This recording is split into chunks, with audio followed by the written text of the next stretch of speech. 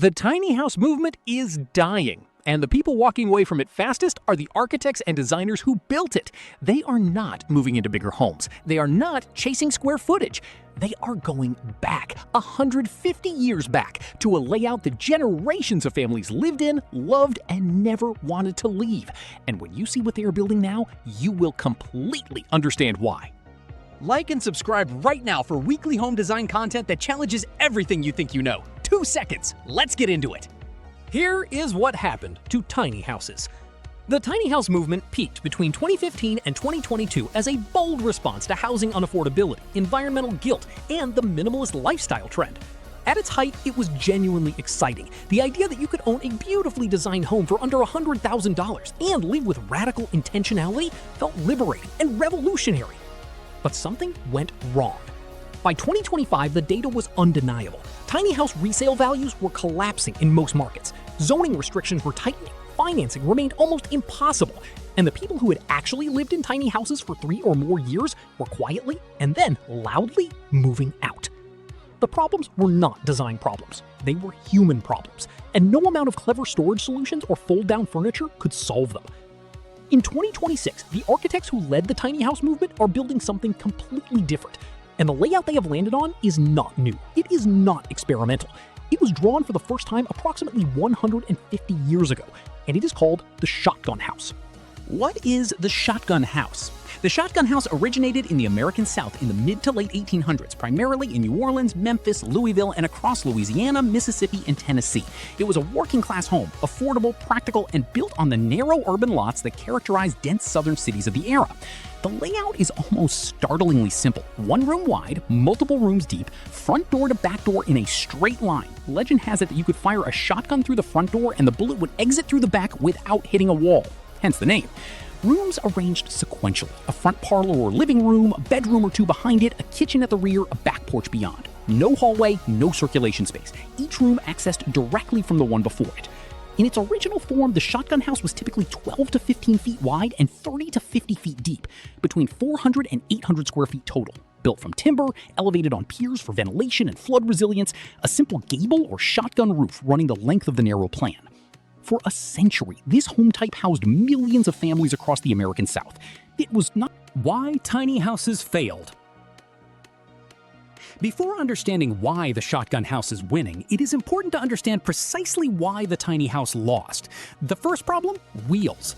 The majority of tiny houses were built on trailer chassis to circumvent zoning regulations that didn't permit permanent dwellings below a minimum square footage. A home on wheels is legally a vehicle in most jurisdictions. It cannot be financed with a conventional mortgage. It cannot be insured as a permanent residence. It does not build equity, and it depreciates like a car rather than appreciating like real estate. The second problem? Scale.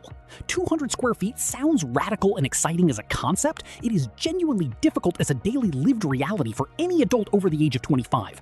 The inability to have a guest stay, the inability to work from home without sitting on your bed, the inability to store a normal quantity of food, clothing, or the basic equipment of an adult life. These are not failures of discipline, they are failures of scale to meet human need. The third problem? Relationship. Tiny house living works for one person with a certain personality type in a certain life phase. For 2 people in a long-term relationship, it creates proximity stress that even the most compatible couples struggle to sustain. For families with children, it is simply untenable. The fourth problem? The lifestyle was the product. Many tiny house buyers were not buying a home, they were buying an identity. A minimalist, off-grid, environmentally conscious identity that the tiny house represented. When the identity stopped feeling exciting and the reality of the physical constraints remained, the house failed to deliver what it actually promised. Architects understood all of this by 2024, and they started looking for something that delivered the financial accessibility of the tiny house without the scale failures. The shotgun house answered every question the tiny house couldn't. Why the shotgun house is the answer. The shotgun house solves the tiny house problem with 150 years of lived proof. The first solution? A permanent foundation. The shotgun house is real property. It sits on land. It qualifies for conventional mortgage financing. It builds equity. It appreciates with the land market. It is a financial asset in a way that a home on wheels structurally cannot be. The second solution? Adequate scale. At 600 to 900 square feet, the modern shotgun house delivers genuine livability, separate sleeping and living zones, a functional kitchen, a real bathroom, and enough space for 2 people to exist in the same home without constantly negotiating the same square footage. The third solution? The narrow lot fit. The shotgun house was designed for narrow urban lots, the exact lots that are affordable in desirable urban and suburban markets in 2026. A 20 to 30 foot wide lot that no conventional home plan can work on is the native habitat of the shotgun house. It was born there, it thrives there. The fourth solution, natural ventilation. The front-to-back linear plan of the shotgun house creates a natural cross-ventilation pathway. Breeze enters the front, moves through the sequential rooms, exits at the rear. In an era of rising energy costs and warming climates, a home that cools itself passively through its own layout is not a historical accident. It is a passive design masterpiece. The fifth solution, the porch. Every traditional shotgun house had a front porch and a rear porch. Two outdoor rooms that extended the living area beyond the building footprint without adding to The modern shotgun house, what it looks like in 2026. The architects rebuilding the shotgun house in 2026 are not recreating the Victorian original. They are taking the layout principles and applying contemporary design language to produce homes that are simultaneously deeply rooted and completely current. The modern shotgun plan. 12 to 18 feet wide, 40 to 60 feet deep, single story with the option of a loft bedroom above the rear section accessed by a compact stair. Front porch with a bold front door. An open-plan living and kitchen zone at the front of the plan, the modern equivalent of the original parlor. 1 or 2 bedrooms in the middle of the plan. A bathroom between the sleeping and kitchen zones. The kitchen at the rear opening through sliding glass doors to a covered rear deck. The exterior language. Clean and deliberately modern. Smooth render or vertical timber cladding in a bold color. Large black-framed windows. A flat or low-pitch skillion roof replacing the original gable to create a contemporary roofline. The front porch retained but expressed in clean modern materials. Concrete floor, slim steel columns, a flat roof overhang. The interior. Open-plan living and kitchen at the front, continuous warm timber flooring running front to back. High ceilings, 10 to 12 feet, made possible by the simple single-story structure. The sequential room arrangement of the original plan retained, but the walls between living zones removed to create the open flow that modern living demands.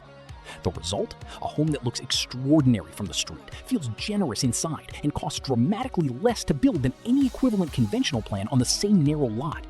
In 2026, modern shotgun house plans are being built across New Orleans, Austin, Nashville, Memphis, Louisville, and increasingly in urban infill markets in cities far beyond the American South, where land. The cost reality. Here is where the modern shotgun house makes its most compelling argument. Build cost for a well-designed modern shotgun house in 2026, $90,000 to $160,000 depending on location, finish level, and size. For a fully finished, architecturally designed 700 to 900 square foot home on a permanent foundation. At the lower end of that range, a monthly mortgage payment below $700 in most U.S. markets with a standard down payment. Compare that to average apartment rents of $1,400 to $2,200 per month in most mid-sized American cities, and the financial case for the modern shotgun house is almost impossible to argue against. The narrow lot land cost in urban infill markets adds to the total, but narrow lots in desirable urban areas can be found for $30,000 to $80,000 in most southern and midwestern cities. Total land and build cost for a permanent, equity-building, architecturally resolved modern home, $130,000 to $240,000. That is a mortgage, not a pipe dream, not a compromise. A real, beautiful, financially sound homeownership path available right now in 2026. The bigger picture. The revival of the shotgun house in 2026 is not really about architecture. It is about what happens when a culture tries to solve a human problem, affordable housing, with a concept rather than a building type. The tiny house was a concept. It was photogenic, ideologically satisfying, and socially shareable. But it was not a building type with 150 years of proof that actual human beings could live in it across all life stages. The shotgun house is a building type. It was not designed in a design studio by someone optimizing for Instagram. It was designed on the streets of New Orleans by working people who needed to live on narrow lots affordably and comfortably, and who kept refining the layout until it worked. In 2026, architects are increasingly humble about this distinction. The best residential designs are not the cleverest ones. They are the ones that have been tested by the most people over the longest time and proven to deliver what human beings actually need from a home. The shotgun house delivered that for 150 years. In its modern form, it is delivering it again.